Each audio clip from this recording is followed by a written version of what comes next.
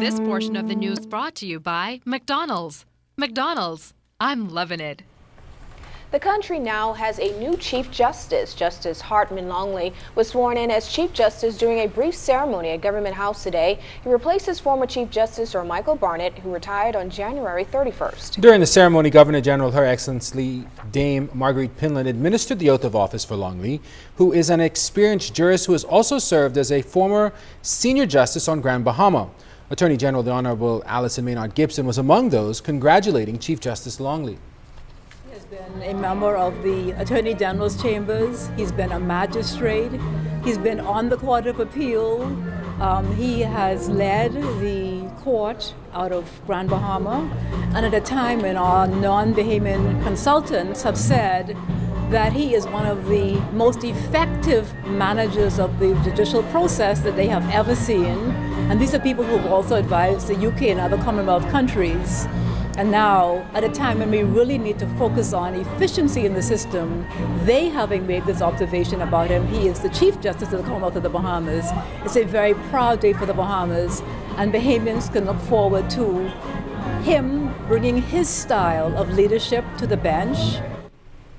Attorney General Allison Maynard Gibson also gave an update on the case where more than $300,000 was allegedly taken in exchange for contracts. It's alleged that the money was paid to a member of the board of the Bahamas Electricity Corporation to swing a contract to the French power company Alstom.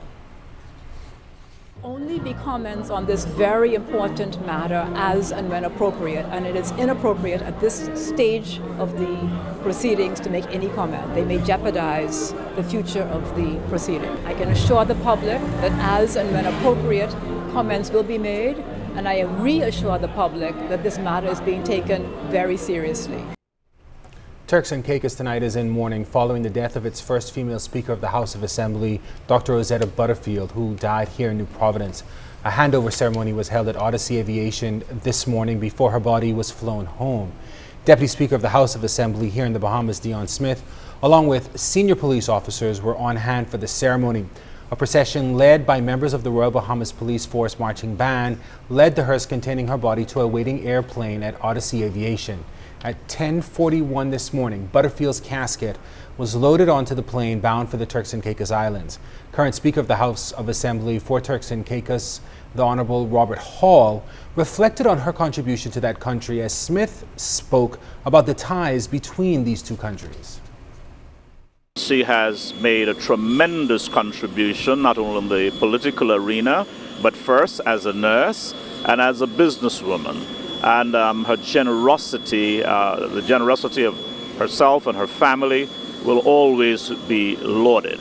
We wanted to offer Speaker Hall and the entire people of the Turks and Caicos Island our deepest sympathy and condolences on the passing of their former Speaker Butterfield.